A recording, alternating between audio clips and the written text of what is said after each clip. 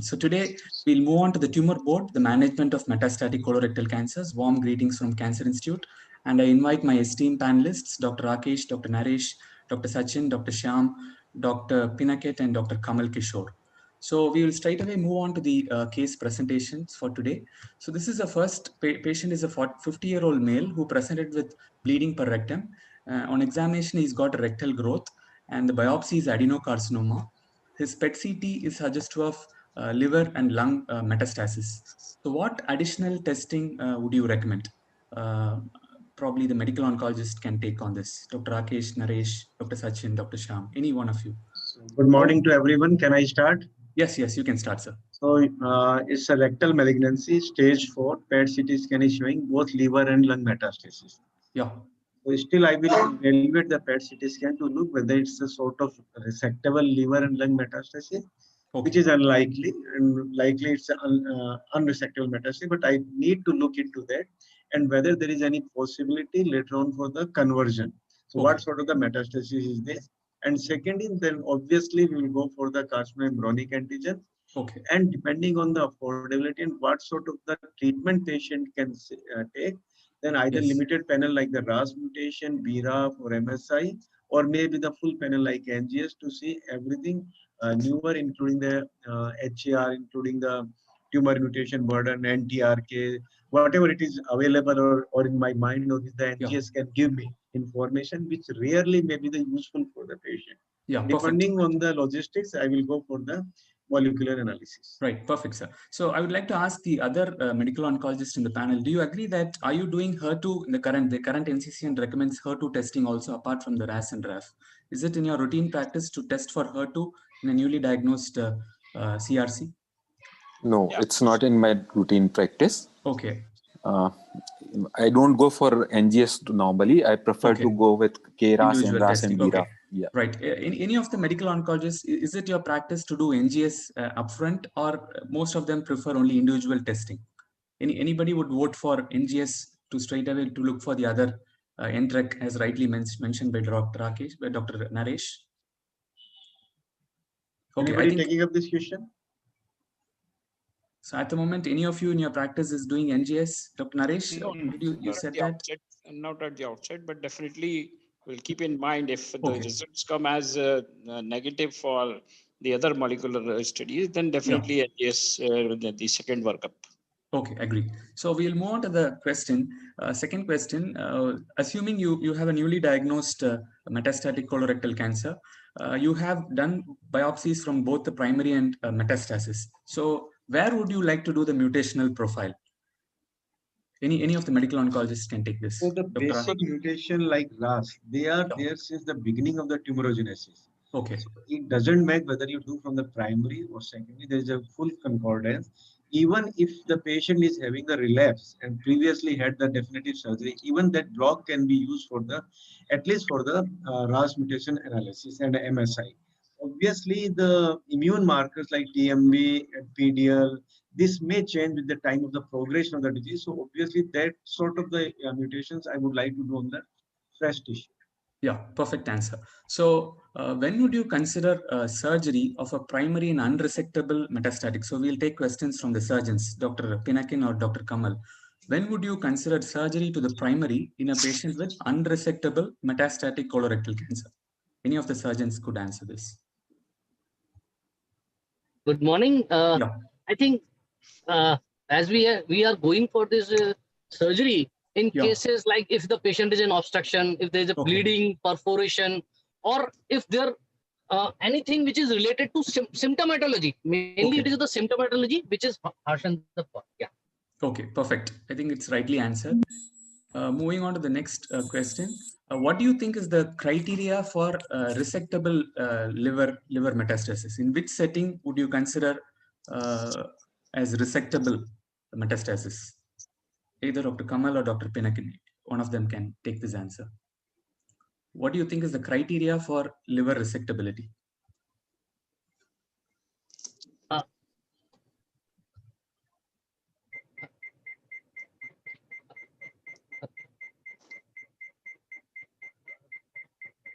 Sorry, it's not audible to me. Is it audible to the others?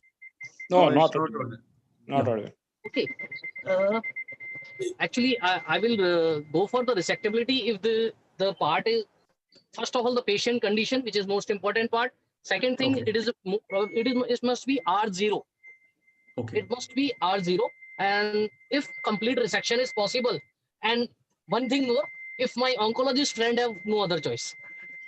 Okay. Right. So I think he has told most of the points. There should be no extra hepatic disease, and R0 must be possible, and complete resection should be feasible. In selected cases, we could also incorporate other modalities to actually cure. So I think this we've already discussed in detail. The prior debaters have done very much. So we have a different molecular biology. So that's the reason the prognosis of left is much better than the right-sided colorectal cancers. And we've also seen that for the left-sided colorectal cancers with the EGFR inhibitors, the survival could be as high as 3 years. So I would move on to the medical oncologists. What factors would you consider before a decision on systemic therapy? You have a newly diagnosed metastatic unresectable colorectal cancer. What factors would come in your mind before deciding on systemic therapy? Dr. So of Naresh, course, Dr. Shia, go ahead. yeah, of course, from the patient point of view, the age, the performance status, or any comorbid illness, or any organ function dysfunctions, or any nutrition. So this is patient-wise. Right. Then disease-wise, it is resectable or borderline resectable. Of course, as you discussed, the sidedness is also very important. Then there's molecular status, RAS, RAF, HR2-MRC. The patient's any schedule, if patient is from the remote place, then the schedule should be 3 weekly or 2 weekly. And if he has received any prior therapy, then what was the response, where he has used oxaliplatin or irinotecan before. So prior therapy and the prior response of that. And of course, the patient preference, many times they opt for oral therapies like Kipiox and all. And the most important becomes the cost. Right, perfect. So what are the common side effects of the systemic therapy which you would be concerned before treating a patient? Any medical oncologist can take this. So, because many of these patients are having the possibility of the surgery, liver surgery, we should always remember that irinotecan and the oxaliplatin both can have the liver toxicity in the different way.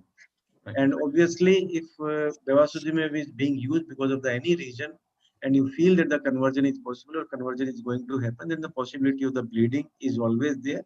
And otherwise, also from the surgical point of view.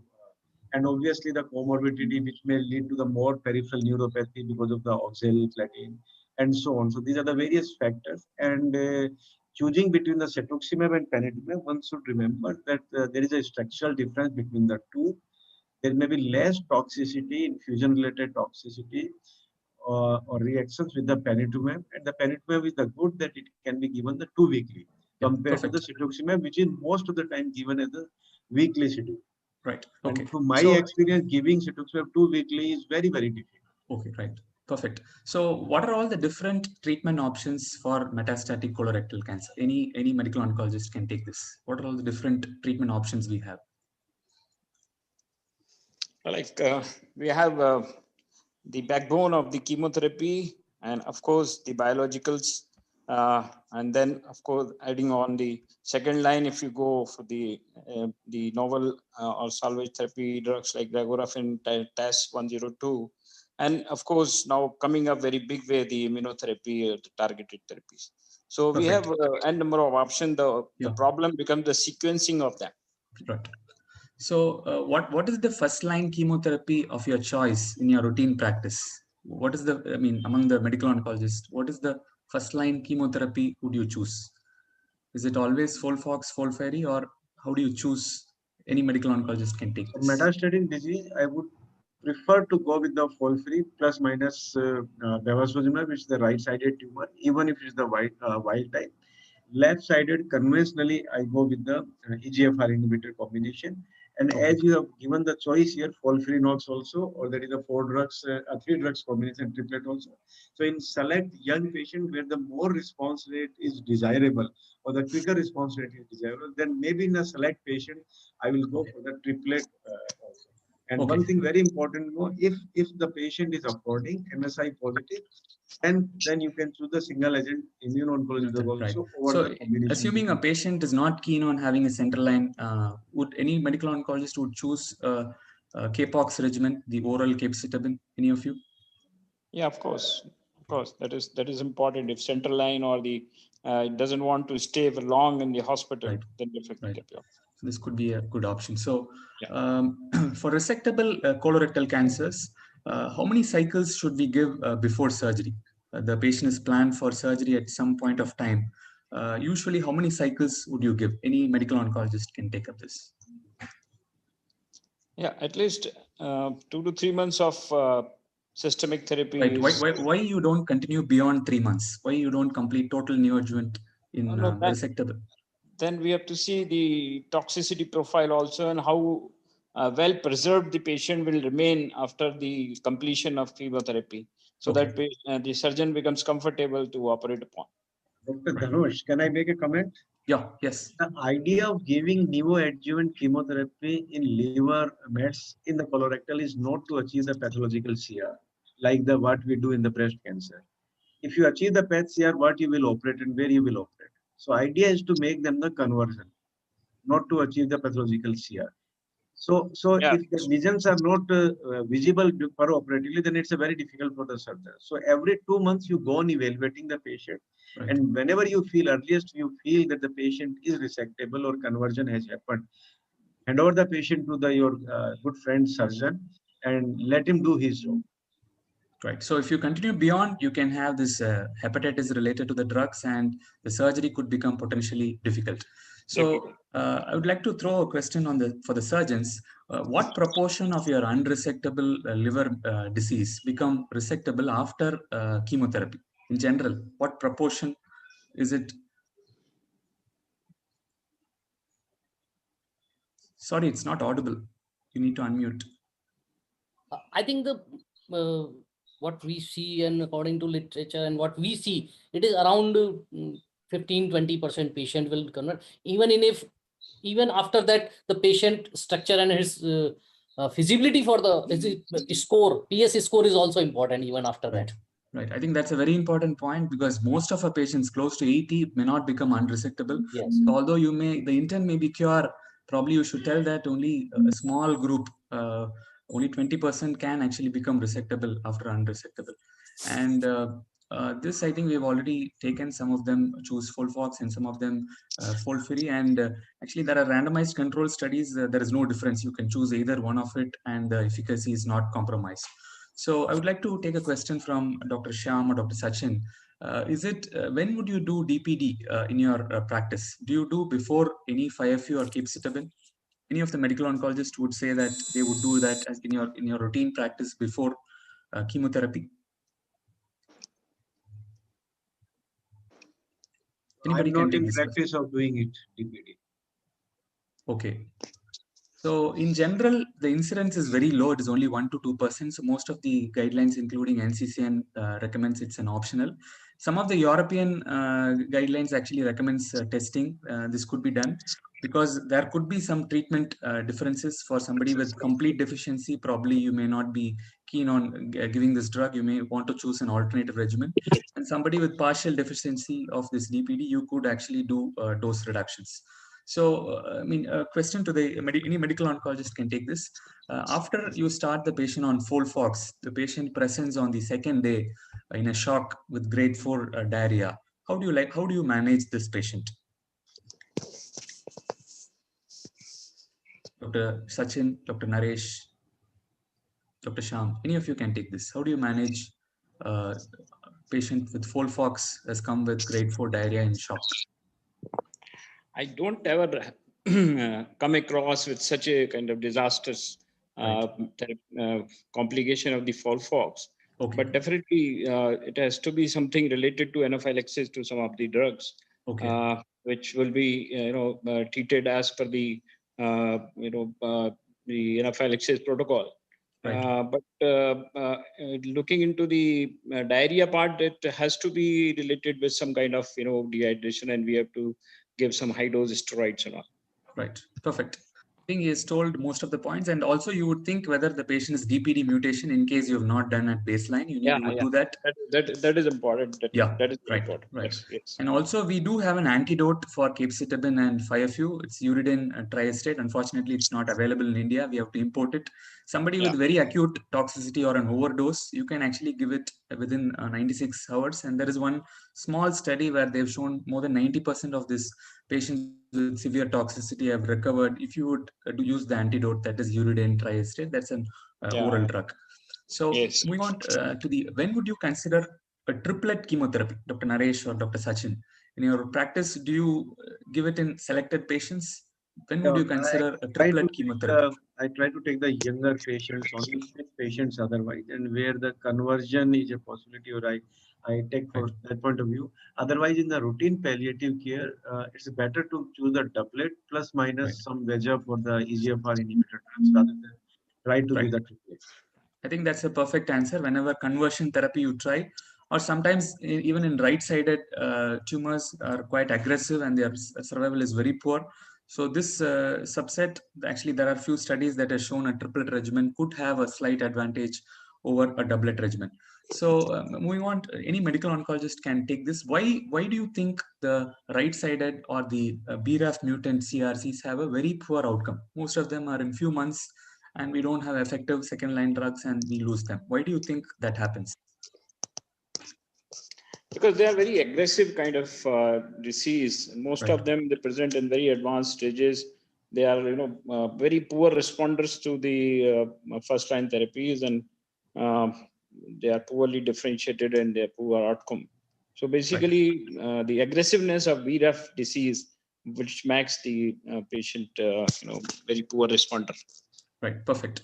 So any second line options in patients with BRAF mutant who have actually progressed on a first line regimen, would you think of, if logistics is not a concern? Encorafenib and binimetinib plus cetuximab is the trial has shown the advantage over the single drug or the chemotherapy arms. Right. So generally we think cetuximab should not be given in BRAF mutant tumors, but again in this study, especially second line, BRAF inhibitor with MEK inhibitor with the EGFR inhibitor has shown an advantage in survival in this poor subset of patients. Can I make a comment? Sorry?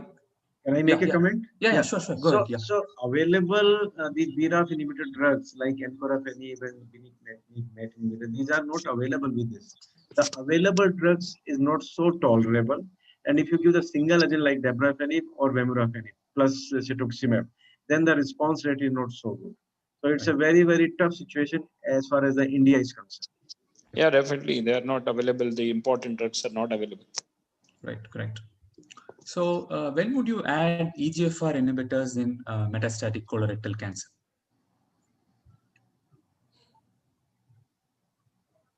Would you use would you use an EGFR inhibitor in a right-sided colorectal cancer, assuming the patient is RAS-RAF wild type, but the patient has got a right-sided colon cancer?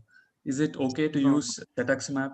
The trials have not shown any benefit on that. Right. So although they may be wild type, this is one actually study from China that showed no benefit, and most of the, including the current guidelines, recommend addition of EGFR inhibitors in the all RAS wild type with a left-sided colorectal cancer. Yeah. And we have seen that. Can I ask a question here? Can I ask you a question? Right-sided patient, wild type, all wild type. You have given the first line bevacizumab plus doublet. Now progression of the disease is there, and that progression may be the two scenarios. One is early progression within 3 months of the FOLFOX plus bevacizumab, let's say. And another is the after 9 to 12 months of the response, good symptomatology, everything is improved. And now progression. Wild type, right-sided tumor is there. In these two scenarios, what you will do? So any panelist can take this? So in general, as per guidelines, we are not supposed to use EGFR inhibitors in a right-sided colon cancer. So if the patient has progressed on BEV, probably we would look at second-line drugs like aflibercept. Along with that, like if you've used FOLFOX, we could use FOLFIRI. But again, if the patient will not work in continuity with the bevacizumab. If the patient is early progression, then you change the backbone of chemotherapy and probably try to continue the bevacizumab. Yes. Yeah. So if the patient is quite responded for some time, then you may think of, I will still say that in the second line, in the late patient, you can think of giving the cetuximab or panitumumab for that one. It is not the problem of bevacizumab, it is the problem of backbone of the chemotherapy, so that we have to change the chemotherapy regime rather than the bevacizumab. Right.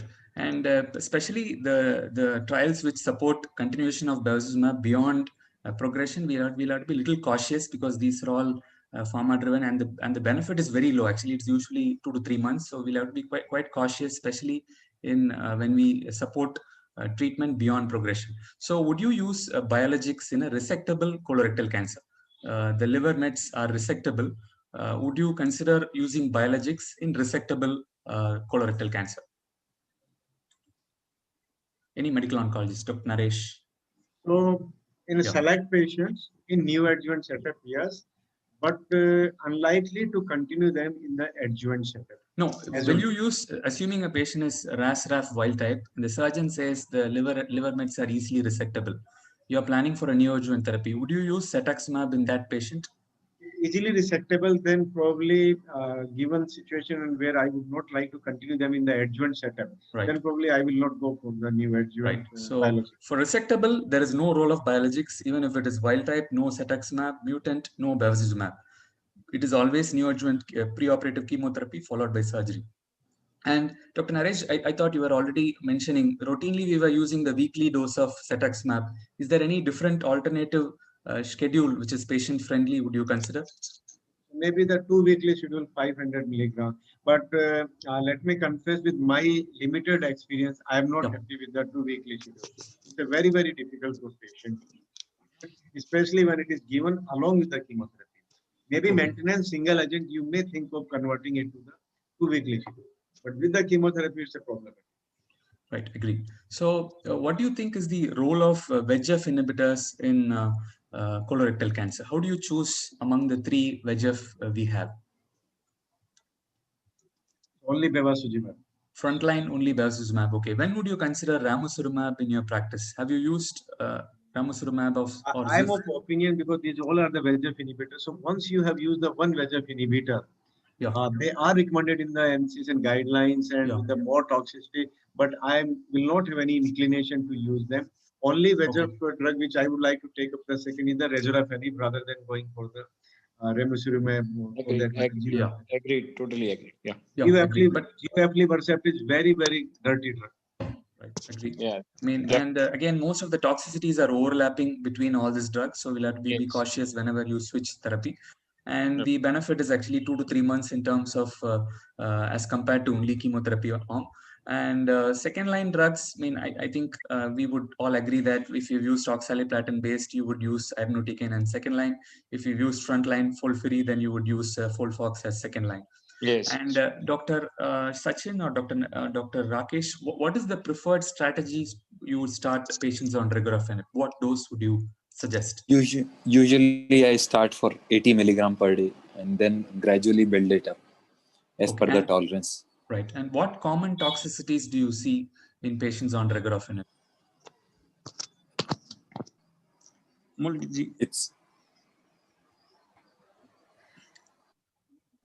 Sorry, it's not audible.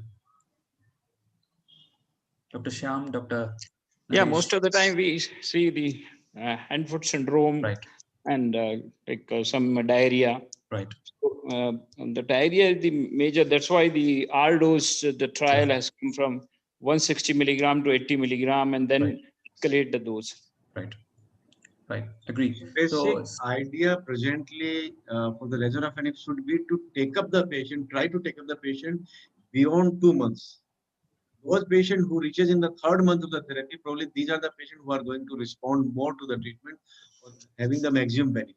So this redose scheduling and the redose protocol or redose trial which was come, that you give the first week 80 and then go on increasing it, is probably the way that we should start, so that you can try to cross your patient to the 3rd month of the therapy. Right. So if you start 160, most of the patients may actually end up stopping the drug, and as rightly told, starting at lower dose and escalating, it could be a patient-friendly dose. And we have the generic regorafenib at a lower price. So this could be a regimen, especially in patients who progress on 2-3 lines. So would you recommend, in which setting would you recommend anti-HER2 therapy? Has anybody used anti-HER2 in CRC? Any medical oncologist? Dr. Naresh? No, not yet. Not yet. Okay.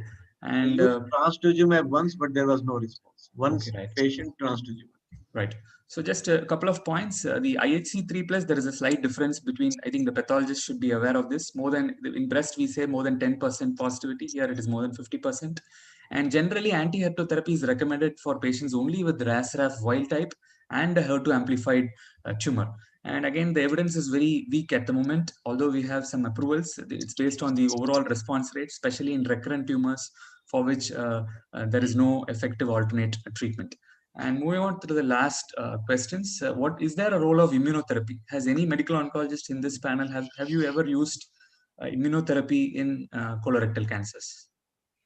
Not yet, but we always ask for MSI and DMR testing, but definitely not used yet. Right. I think most of them would not have used, but then because most of the approvals are very recent, and we have nivolumab and pembro approved, and we also have nivo plus ipilimumab as category 2B recommendation. And the last question, how often would you recommend maintenance therapy? Do you agree, even in this current pandemic, all patients should be on continuous maintenance therapy? Dr. Naresh. Yeah, so it has shown definitely the PFS improvement, and those patients who otherwise tolerated the therapy well, or sometime when you cut down the number of the cycles, so like you want to give the oxaliplatin reduction or making it off, then in those set of the patients, I always try to encourage the patient to go for the capecitabine as the maintenance therapy, or bevacizumab for that. Okay. So giving the doublet maintenance, beva plus capsi is very, very difficult. Yeah. So, I mean, I agree with Dr. Naresh. We should be a little cautious because it is only majority of the studies, there is only PFS, and most of the studies are pharma driven, and there is no clear OS benefit. And sometimes they say quality of life it is not affected. I'm not sure if a patient is coming every 2 weekly, 3 weekly, definitely the quality of life is affected. And they compare sometimes with continuous chemotherapy regimens and they say the toxicity is not affected. And so especially in this current pandemic, we should be a little cautious on advising patients on continuous maintenance therapy. I would like to thank the organizers again for the opportunity and excellent discussion from the panelists. Thank you. Thank you very much. Thank you, Sandeep.